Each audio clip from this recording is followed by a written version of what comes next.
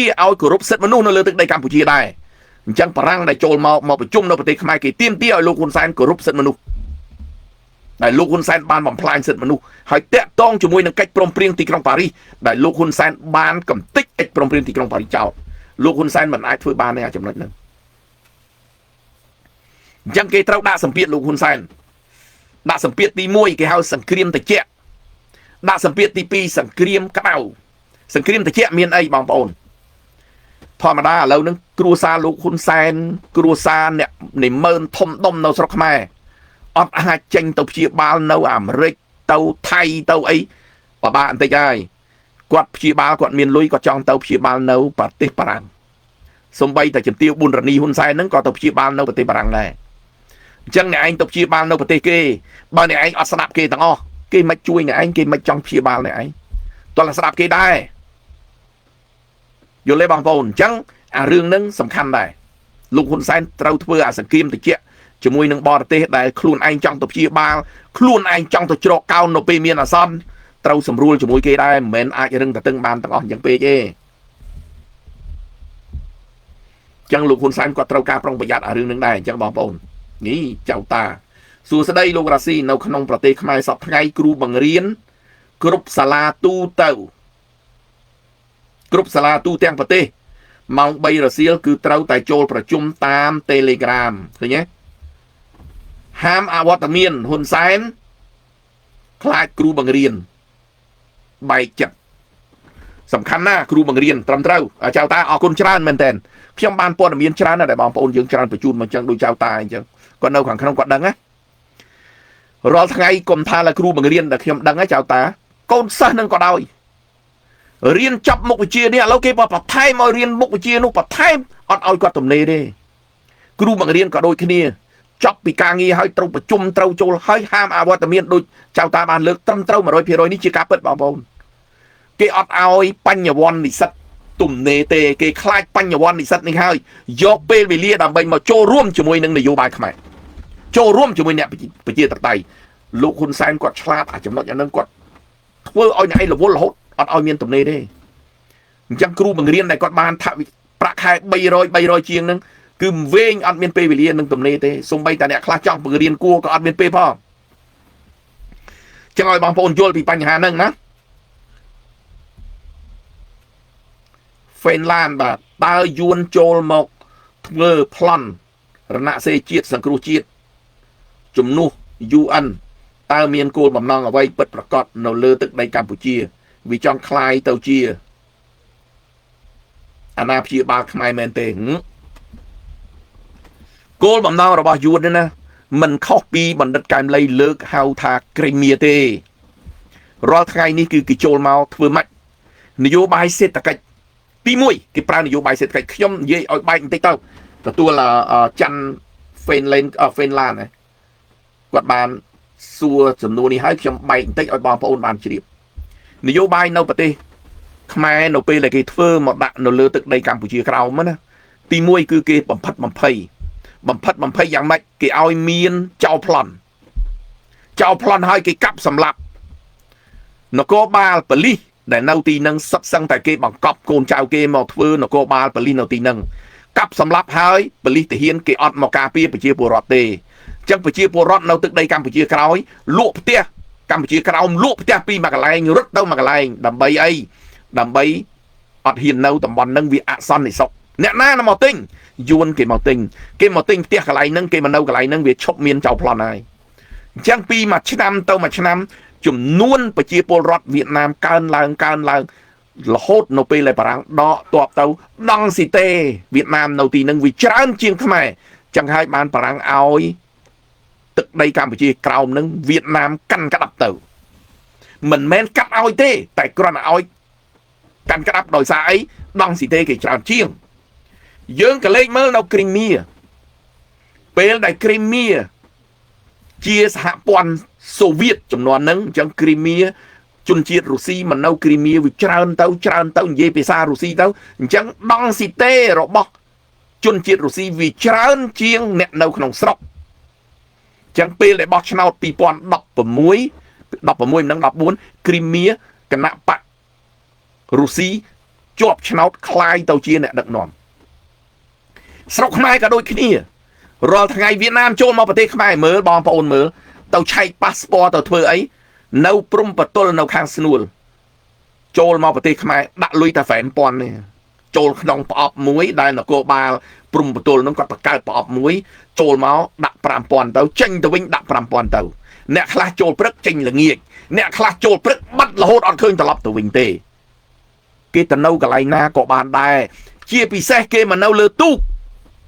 មានអ្នកណាទៅធ្វើជំរឿនគេដេញប្រជាជនវៀតណាមត្រឡប់ទៅស្រុកខ្មែរទេបងប្អូនដែលមានទេដែលលឺទេហើយទៅសួរទៅនៅខេត្តកំពង់ឆ្នាំងឃុំស្នុកទ្រូស្រុកបរិបូរខេត្តកំពង់ឆ្នាំងដែលមានលោកចៅសង្កាត់មួយឈ្មោះស្អីគឹមសូនមហាពុករលួយមហាយកដីប្រជាពលរដ្ឋមហាកាប់ព្រៃលិចទឹកលក់មានឡានជិះសឹកតឡង់ជិះសឹកសូមឲ្យច្បាយស្រុកច្បាយខេត្តតាមដានផងហើយប្រហែលខែមុននោះឃើញលោកគឹមសូននឹងទៅយកដីព្រៃលិចទឹកដីតំបន់3នឹងសង់អាគារសង់ផ្ទះថ្មរហូតដល់ខេត្តគេចុះទៅឲ្យវាយចោលហើយលោកគឹមសូនរួចខ្លួនរហូតបើប្រជាជនធម្មតាឬមួយគណៈបកប្រឆាំងមើលបើមិនខ្ទេចឥឡូវ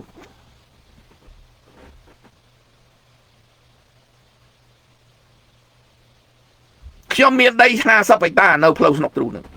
ឥឡូវគេថាដីនឹងគេយកទៅដាក់ស្អីវារីវប្បកម្មគេតែដីចែកទៅឲ្យយួនខាងក្រោមដីខ្ញុំអត់ប៉ះពាល់ទេឮថាដីរបស់ខ្ញុំជាប់វារីវប្បកម្មធ្វើអីធ្វើទៅមិនដាច់របស់លោកខ្ញុំក៏ខ្វល់ក៏មិនទៀមទាអីដែរលោកចង់ធ្វើអីធ្វើទៅពេលនេះអំណាចរបស់លោកធ្វើអីបានតាមចិត្តទៅក៏ប៉ុន្តែខ្ញុំលើកឧទាហរណ៍ឲ្យបងប្អូនឃើញអញ្ចឹងគេមករស់នៅដំបូងគេមកនៅក្នុងប្លង់រាវគេមកនៅក្នុងទឹកឃើញលោកហ៊ុនសែនប្រកាសទេឲ្យចែកដីទៅឲ្យយួន40ហិកតានៅខេត្តកំពង់ឆ្នាំងអស់លោកមិនមែនចែក40ឯងចែករាប់រយហិកតាទៅឲ្យគេបានអាដីនឹងហើយគេចុះទៅនៅក្នុងទឹកវិញដដែលអញ្ចឹងអាប្លង់រាវក៏គេបានអាប្លង់គោកក៏គេបានប្រជាពលរដ្ឋខ្មែរមានវាសនាដែលរដ្ឋាភិបាលចែកដីឲ្យនៅទេនេះហើយជានយោបាយរបស់គេដែលគេបញ្ចូលគ្នាគេមកហើយកើតកូនគេកើតនៅលើទឹកដីខ្មែរជាង40ឆ្នាំបងប្អូនមានឃើញទេហេងសួរជានរណាស្រីនិចផែងវណ្ណៈស្អីដែលចេញមកវាយខ្មែររាល់ថ្ងៃនេះជានរណាសើមើលច្បាស់មកកូនយួនសុកសាបខ្ញុំនិយាយនេះអត់រឿងអើងទេតែនេះជារឿងពិតឲ្យកូនខ្មែរមើលឲ្យឃើញថានេះជារឿងពិតចឹងនយោបាយដូចចេនហ្វេនដែលគាត់លើកឡើងនេះត្រូវ 100% គឺជានយោបាយដែលគេមក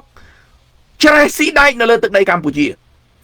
ឡូវនេះនៅក្នុងមន្ត្រីរាជការដែលមានក្រសួងណាមួយប្រកាសថាឲ្យនិស្សិតបញ្ញវន្តដាក់ពាក្យទៅប្រឡងដើម្បីចូលក្រសួងនេះមានទេឥឡូវនេះគេអត់មានទេចូលតាមរយៈអីយុវជនសេនានីដាក់នៅក្នុងមន្ទីរក្រសួងគេហៅថាបុគ្គលិកបណ្ដែត10 20 30នាក់ប្រចាំនៅនឹងស្រេចតាមួយរីថៃគេដាក់កូនគេផ្លុកតាមួយឈឺលែងទៅធ្វើការគេដាក់កូនគេផ្លុកនេះជាល្បិចនយោបាយរបស់គេបន្តិចទៀតនៅក្នុងមន្ត្រីរាជការឥឡូវនេះ 70-80% បន្តិចទៀត 100% ហើយឥឡូវគេចាប់ផ្ដើមធ្វើស៊ីបដៅហើយធ្វើស៊ីយ៉ាងម៉េច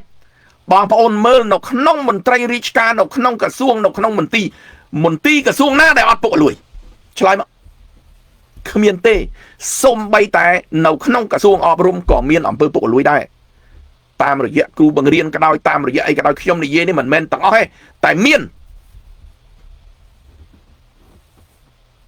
សូយកដីថ្ងៃទៅធ្វើប្លង់បើគ្មានលុយអ្នកណាគេធ្វើឲ្យលើកលែងតែគេធ្វើទូទៅគេហៅប្លង់ប្រព័ន្ធដែលក្រសួងគេចោះឲ្យទៅធ្វើនៅភូមិនឹងស្រុកនឹងឃុំនឹងអូខេអានឹងទៅធ្វើទូទៅតែបើអ្នកឯងចង់ធ្វើប្លង់ដាច់ដោយឡែក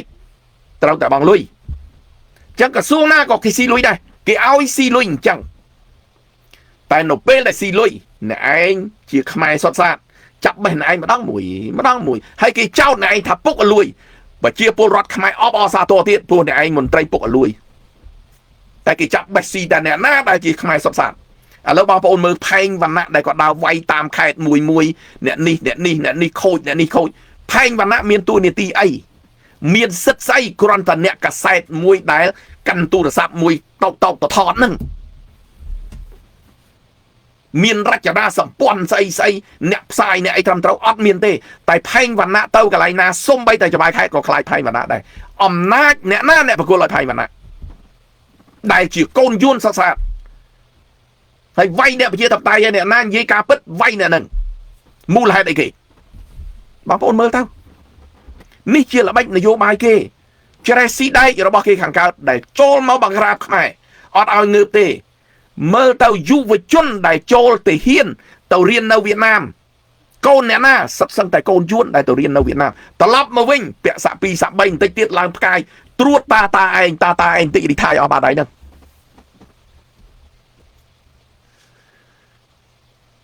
សុថាវីហេងបាទ How are you brother បាទអរគុណបងស្រីពីចម្ងាយអូថ្ងៃមុនទៅអូក្លិនអូគ្រូសាបងធំមែនតើនៅអូក្លិនអរគុណគ្រូសាបងសិតតអ្នកដែលស្រឡាញ់ជាតិអរគុណពីចម្ងាយដែលបងបានអប់រំដឹងក៏ប៉ុន្តែជាខ្សែស្រឡាយរបស់បងដែលសុទ្ធសឹងតែអ្នកស្រឡាញ់ជាតិអរគុណមែនតើបងទៅអូស្ត្រាលីក៏ជួបគ្រូសាបងដែលអ្នកស្រឡាញ់អ្នកប្រជាធិបតេយ្យមកញូហ្សេឡង់ហ្នឹងក៏ជួបច្រើន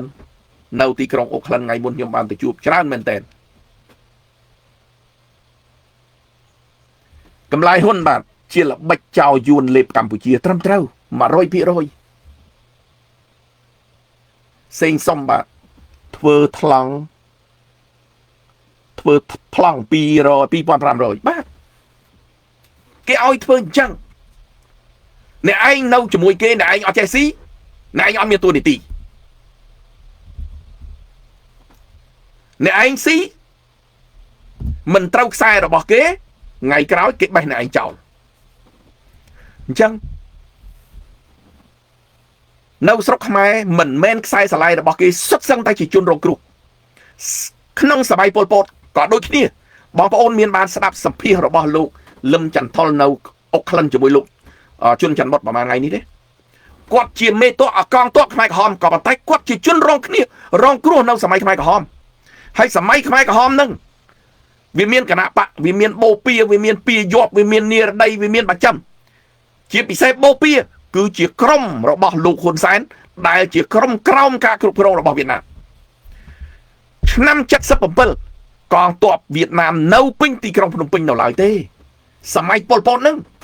អញ្ចឹងសម័យប៉ុលពតសិតសឹងតែជាល្បិចរបស់ប៉ុលពតដែលចាញ់បោកគេខាងកើតសម្រាប់ថ្ងៃរាប់លានអ្នកគឺដោយសារគេគិតតែឆ្នាំ77អស់79ហ្នឹងខ្មែរស្លាប់អស់ហើយបានគេបង្កើតឲ្យវៀតណាមវាយចូលមកដើម្បីគ្រប់គ្រងទឹកដីកម្ពុជាតែទីបំផុតខ្មែរនៅរស់ច្រើនបានគេបង្កើតឲ្យមានក5អាសាទៀតសម្រាប់យុវជនសម្រាប់បុរសឲ្យអស់ខ្មែរបងប្អូនមានឃើញទេស្តុករបស់យួនដែលគ្រប់ខេត្តមានអ្នកណានៅពីក្រោយកងទ័ពឡាវកងទ័ពវៀតណាមស្រីខ្មែរពោកូន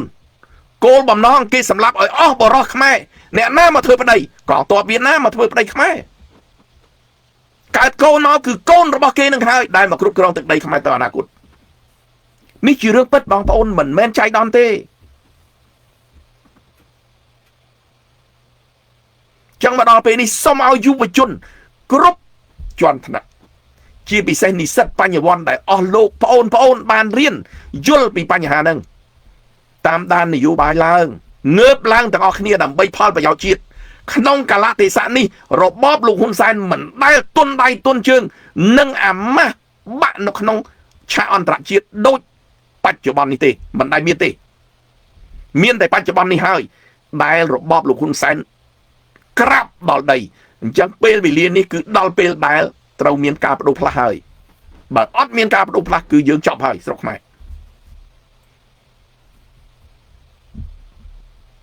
ចឹងចុងក្រោយមានប៉ុណ្ណឹងអូសច្ចៈអង្គរបាទអរគុណពីចម្ងាយដែលបានចូលរួម Monkey King បាទអរគុណអុកសុភ័ក្រយួនមិនចោលកំណត់ប្លន់ខ្មែរទេបងត្រឹមត្រូវធៀបពងបាទអរគុណអុកសុភ័ក្រអរគុណពីចម្ងាយបាទគឹមឡាយហេហ៊ុនបាទជាល្បិចយួនលេបកម្ពុជាត្រឹមត្រូវ 100% បាទកូគីធំភូមិបាទ thank you អរគុណពីចម្ងាយសេងសំបាទធ្វើប្លង់ 2500 បាទត្រឹមត្រូវខ្ញុំដឹងពួកខ្ញុំនៅនាយកដ្ឋានសុយោដីកាលតែខ្ញុំនៅទីនេះក៏ដូចគ្នាបើយើងមិនរត់ការធ្វើប្លង់ដីទេយើងស៊ីប្រាក់ខែ$9-10វិស្វករចេញពីតិចណូជំនាន់ហ្នឹងប្រាក់ខែ$19 cho nó nâng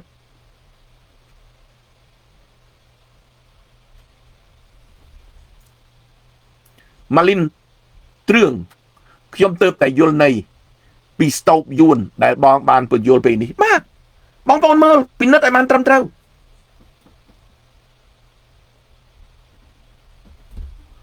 yun vì một bị nứt stop nâu khmai rọ khai cái oi thưa nữa chia tầm nang rồi bọc kê đại kê cô đau rồi bọc kê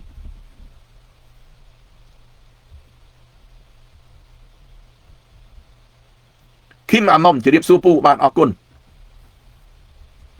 nếu ngày tháng này trong vừa điện quen ngày tích ná ở côn tràn đại bong bồn bàn châu ruộng đâu đông cà lai rồi bọc nhóm hay bà con trò tế chui chạy đồng lệ kia tam rồi dạ xé rồi mua gặp tam rồi dạ của mình ná bong bồn ná hay của mình ở trong máu tụ bây giờ pe là trong lai ní trong mặt bàn mờ cục cron hay pe là chọc lai hay trong có ăn của mình bong bồn tam cào tiệt và ở côn tràn xong chụp điệp lia tại muôn đừng chụp điệp lia trong ăn của mình sự quân thi mùi bà trong oi quát nị dê tại bạch đầy hơi rương bụ cho bao tàu hơi dạng ná oi bởi chi chun khmai miền cả nghiệp thơ nâng miền bởi giao đo ấy nó bài khmai tại nẹ ná cằn đầy cằn chương ấy mình sâu trọng đăng tê rồi ngày nông sọc sọt tàu men mà rồi cao sập buồn phía rồi miền càng nghĩa tê tệ tôn rương càng nghĩa về toàn tại dương nị du bài khmai nâng lọ đài nị du bài nè đặc nòm nâng trầm trâu đài bà sân chia kê nị du bài kê khẳng cao kê mà do càng nghĩa dương kê màu bằng plan sẽ tất cả dương chẳng khmai dương căn tại bắt bằng sẽ tất cả càng nghĩa thơ chẳng thơ mạchรถเตาประเทศไทยเตาซิชนูลประเทศไทยกำลังยืนเล็กมวยนขังขนมบัดบังอินากาต่อสู้นขนมประเทศอัดเมียนเตจังไปแตะตองนโยบายนี้ให้ได้ไปแตะตองเรื่องเศรษฐกิจเกย์เราในบัดขังเล็กบ้าจังห่อขังการดักรุ่งได้ให้ตั้งยกยินจุ่มเนื้อมวยทาโลกำสคามมันกบฏจีดเอาไว้เด็กยืนทลอบถวยการจุ่มมวยก้อนเน่าตายในเย่ใบหนึ่งจังนั้นนะยืนก็มันอาจจะดีได้ปลุกเปวิเลียนึงกะละติสะยืนอัดดังสมัยแต่โกนจะมวยมาได้เปคลักก็ยืงอัดดังทามาได้ยืงถือไอ้โกนยืงถือไอ้พ้องได้จังเวียต่อตามเปวิเลียนึงกะละติสะยืงหนึ่งจำมือต่างออกเนี่ยก็ปนใต้โดยเชียงบานเลิกปีคางดาวจังบาสันเจียดำนอสไลโรเวียงขมายหนึ่งขมายดำนอสไลเจียสมนมอันนั้นบานดอกจังบาดำนอสไลเจียโมเลกุลเจียอะตอมดอกจังเนี่ยอุจิจำนายมวยตุ้ยดอกไม่เจ๊งบางปนตอนละเจียสมนมต่างออกอันนั้นบานไอ้ดอกจังอย่างงั้นจังบาดอกสไลเจียครัวซาเราบอกลูกกำสักขาลูกคุณใส่ดอกจังเนี่ยแต่บาดอกสไลเจียครัวซาสังครูจีดอันนั้นไอ้ดอกจัง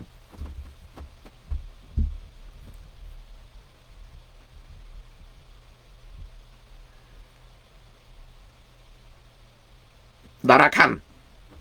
ดักเปียประดังเต้าดำใบกอมปูเวียประเฮินเปย์เรื่องนั้นยังถ้วยกาบอกยังถ้วยกาอันพีอาร์จะเรียบสู้บ้องสกสบายพี่จำง่ายลีเฮงสิบากรมทาขยมในเยจรานตามขยมนังโกนเจ้าโลกประเทียนนังคนมาในเมียนตุ่มเนะตุ่มนองขี้เรื่องนึกฉบับดังไงมันดังทากว่าตุ่มเนะตุ่มนองเอาวิธีหน้าฉบับมันดังไงนะลีเฮงสิบาสู้สดายพี่จำง่ายบาเอาไว้เด็กฉบับดังขยมมันอายในเย่อายในเย่กาเปิดบานเตบานมองขี้สู้สดายพี่จำง่ายบานเทียป้งบาพลีบานนังดับไปเนี่ยเทียนออกกุลดาราคันส้มโลกบังฮอลิงนาวเลเพย์พองจมลิงไอ้บอกชกชมจมือลิงหนึ่งบาทตั้งกำสู้โอ้ตั้งกำสู้โดยจินเนี่ยได้ประกาศไปเชื่อขยมขมิ้นจุ่มเนื้อโลกกำสักขาบันเตนาสอให้ด้วยแม่เนี่ยตั้งกำสู้แต่ตาสอลายกอดนี้เพื่อนอยู่ใบมายกแต่ซองตาจอกชมูตามวิธีนาบอง សូមប្រាប់ផងខ្ញុំជួយបោះឲ្យបងអរគុណតាំងកំស៊ូចាំខ្ញុំដាក់នៅក្នុងហ្នឹងហើយតាំងកំស៊ូចាំខ្ញុំផ្ញើកូដទៅឲ្យពួកកូដហ្នឹងមិនប្របាក់បោះទេទី1មានអត្តសញ្ញាណប័ណ្ណទី2ឈ្មោះទី3អាស័យដ្ឋានទី4ទូរស័ព្ទដាក់លេខទូរស័ព្ទយើងឲ្យច្បាស់បងណាលេខទូរស័ព្ទពួកលេខទូរស័ព្ទដូចខ្ញុំបានដាក់អញ្ចឹងបើនៅអូស្ត្រាលីដាក់លេខក្បាលកូដអូស្ត្រាលីផងបើនៅញូហ្សេឡង់ដាក់លេខកូដក្បាលកូដញូហ្សេឡង់លេខ64បូក64ឬមួយក៏0064បាទសារ៉ាសេមបាទ Hello បង How are you អរគុណលីហេងប្រឹងម៉េះបងប្រយ័ត្នបត់អត់ទាន់មេអត់អីទេសម្រាប់ខ្ញុំអត់បញ្ហាបាទខ្ញុំអត់មានធ្វើការដើម្បីបត់តាមម៉ាយុទ្ធសងឯអត់ទេលីហេងណាអត់អីទេអានឹងអត់បញ្ហាហើយខ្ញុំនិយាយនេះក៏មិនមែនវាយប្រហារទៅលើបុគ្គលណាឬមួយក៏អ្នកណាអត់ទេអត់មានវាយប្រហារទេខ្ញុំអានវិសុទ្ធទីសិនវិសុទ្ធណាយើងគិតមិនដូចទេវតាគិតទេតែកន្លងមកកឹមសុខានេះស្រឡាញ់អំណាចខ្លាំងណាស់បាទវិសុទ្ធហ្នឹងហើយឥឡូវយើងចាំមើលទៅទៀតណាវិសុទ្ធណាយើងចាំមើលទាំងអស់គ្នាតែខ្ញុំមិនជឿថាលោកក្បត់ឧត្តមកតិជាតិទេយើងចាំមើលបន្តិចទៀតពេលដែលទឹកថ្លាបន្តិចទៅណាវិសុទ្ធបាទចឹងថ្ងៃនេះខ្ញុំមានប៉ុណ្ណឹងបងប្អូនដើម្បីជម្រាបបងប្អូនឲ្យបានជ្រាបខ្ញុំដូចជាកត់មក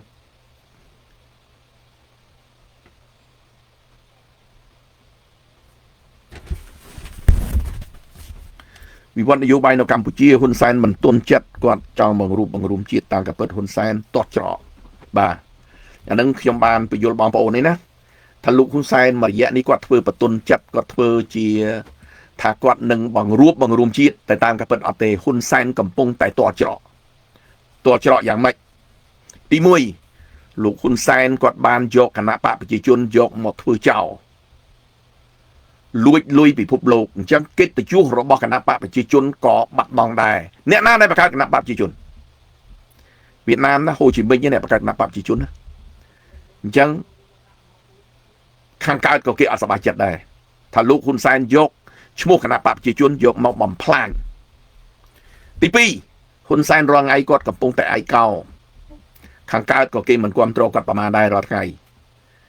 មិត្តដៃថែបរបស់គាត់ចិនក៏គេអត់គ្រប់គ្រងគាត់ដែរដោយសារអីឧក្រិដ្ឋកម្មអនឡាញនេះដែលធ្វើឲ្យបាត់បង់ធ្វើឲ្យចិនដែលចិនល្អដែលចូលមកវិនិយោគទុននៅស្រុកខ្មែរក៏បាត់បង់មួយចំនួនធំដែរ